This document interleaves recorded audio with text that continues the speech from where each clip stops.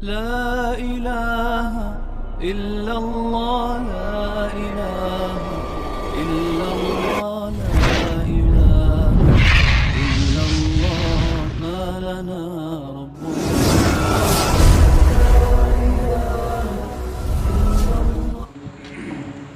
Sadaqallahul azim. Baik jamaah yang dimuliakan Allah SWT. Pertama saya koreksi ya tentang bacaan yang mengandung tawallud tadi.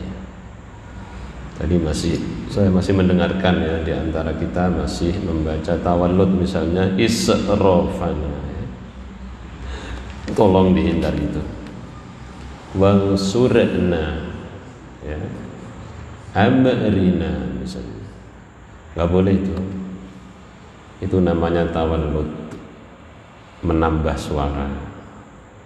Harusnya wansurna, surna, harusnya israfana, bukan israfana. Perhatikan ya, nanti bisa dipraktekkan ya, pada kalimat-kalimat yang lain. Tidak boleh menambahkan suara yang tidak semestinya. Caranya bagaimana? Caranya kita harus lebih dahulu mengetahui huruf-huruf qalqalah ya, supaya kita ingat bahwa yang mantul itu hanya qalqalah. Apa saja hurufnya? Coba masih ingat? Ba, jim ya, atau biasa dirangkai menjadi kalimat yang mudah diingat. Baju di toko misalnya, itu biasa ya untuk mengingat ya. Terserah mau dipulak balik apa, yang penting 5 huruf itu: ba, jim, dal, to, qof. Baju di toko itu yang mantul. Nah selain itu tidak boleh mantul, gitu aja kan. Berarti selain yang 5 itu tidak boleh dipantulkan. Alhamdu wa surna, dengerinnya juga gimana gitu rasanya, telinga gak enak gitu. Kayak males sebenarnya ya. Kayak males. Alhamdulillah, kayak males. Padahal baca Quran itu gak boleh males, tapi mesti semangat ya, semangat lah ya, karena kita sedang berdialog dengan Allah Subhanahu wa Ta'ala ya. Kemudian yang ingin saya ingatkan kembali ya, ini soal tajwid dulu ya sebelum masuk ke tafsirnya ya, tentang bacaan ikhfa. Di mana itu? Yaitu yang terdapat pada kalimat wansurna ya, wansurna.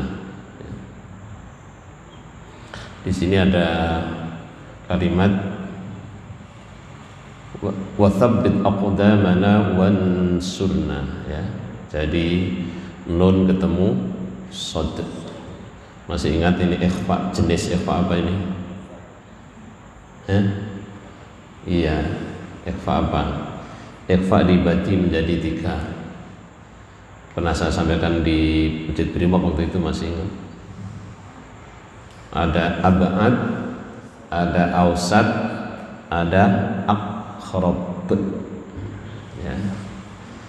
Jadi ikhfa sendiri itu maknanya al-ikhfa huwa lughatan as-sitru. Secara etimologi, secara bahasa, ikhfa artinya menutupi atau samar-samar. Itu ikhfa.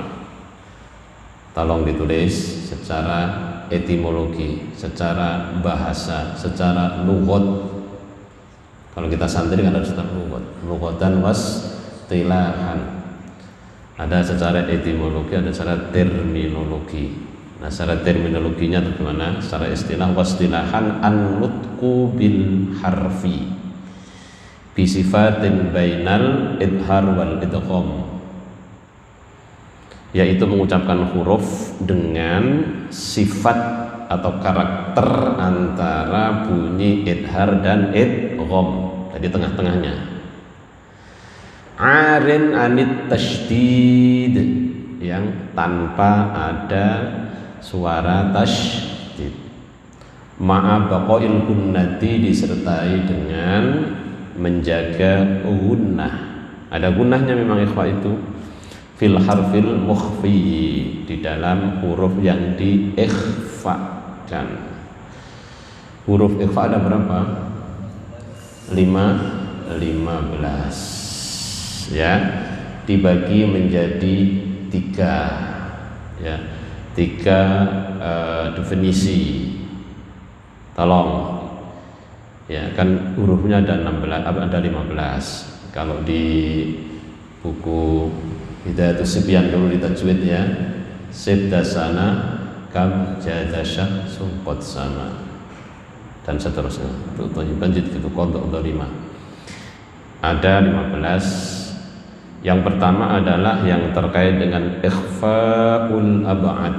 Ikhfa yang disebut ab'ad artinya jauh. Apa makna jauh itu? Maknanya letak daripada makharijul hurufnya jauh.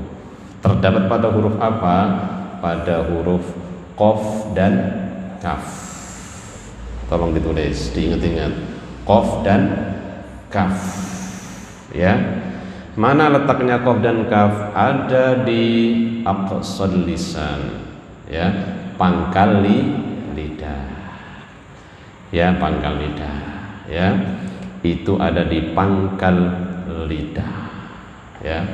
Aq atau ak. Kalau qaf itu isti'la ke atas, kalau kaf itu istifal ke bawah, itu bedanya. Jadi lawan dari isti'la adalah istifal.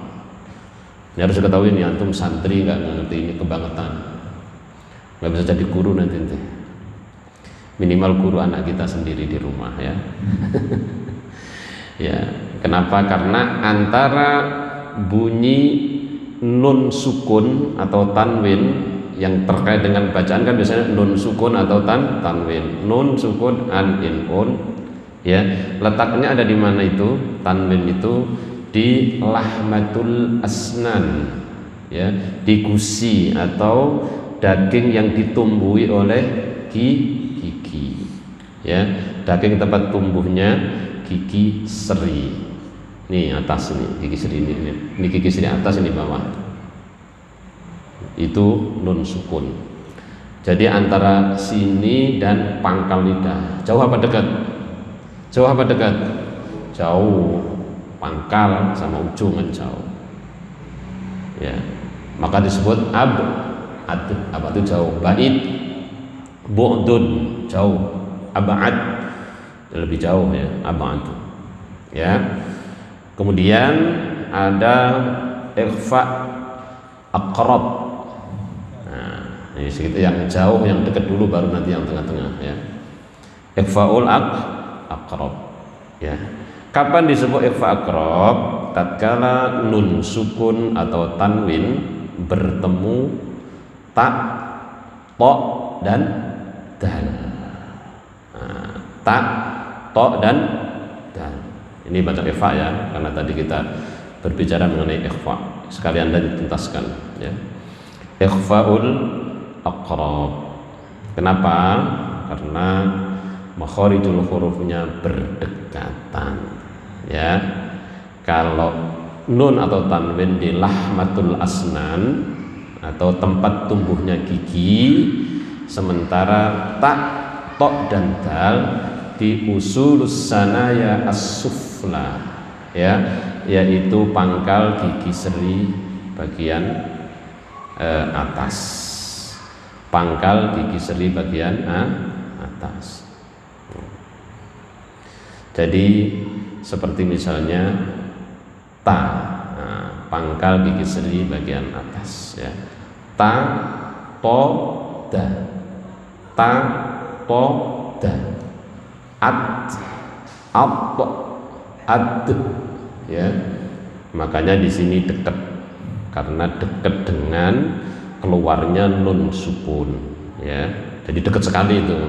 Kalau nun sukun, ujung gigi nempel pada daging yang ditumbuhi gigi.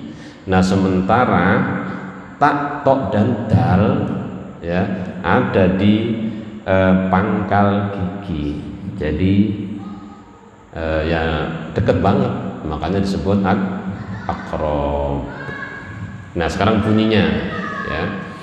Kalau bunyi daripada ikhfaul abad tatkala bertemu qaf dan kaf itu cenderung bunyi eng. Bahasa Indonesia eng.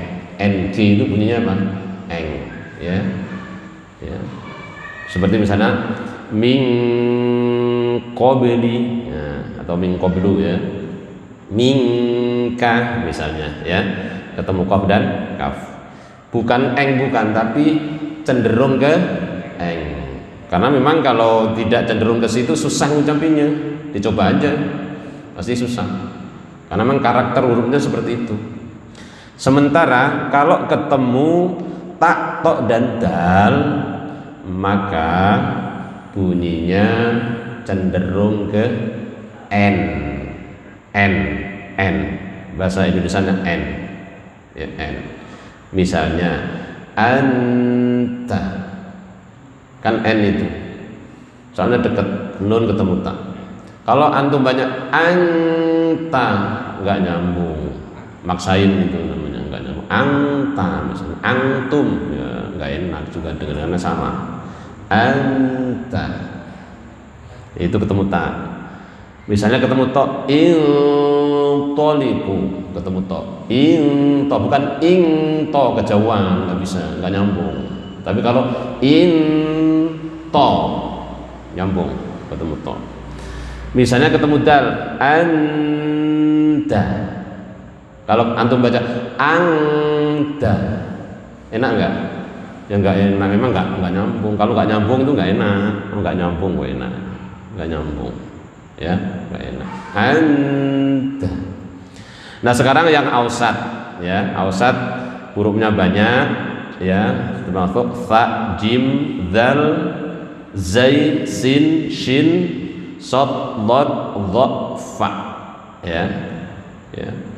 Jadi ada 10. Tapi yang kita bahas di sini karena terkait dengan kalimat wansurna tadi, maka berarti nun sukun bertemu sod. Kalau bilang sod jangan sod, salah. Sod harus ada kol-kolannya, oh kan? Antum jangan sampai malu-maluin. Itu berapa? Sod, salah. Berarti bukan santri. Atau santri buki, ya. Santri yang nggak tahu apa-apa. Huruf apa? Huruf sod. Ada kol-kolannya. Karena kalau di surat itu so alif dal, sodun, sod alif dal, sodun. Kemudian diwakafkan jadi sod, ada kol-kolannya. Oh, ada ilmunya semuanya kan? Jangan asal ngawur-ngawuran aja. Gak ada ilmunya ikut-ikutan ngawur lagi. Repot gitu ya.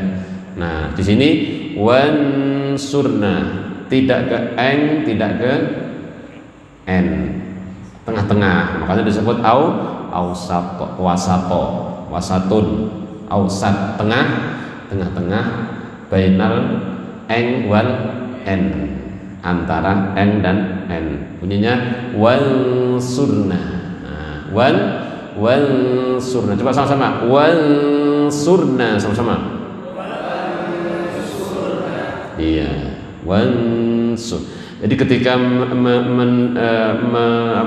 mendengungkan suara nunnya itu sudah menyongsong ke shad. Wansurna ya, wansurna. Oke, paham? Fahimtum? Insyaallah. Iya. Nah.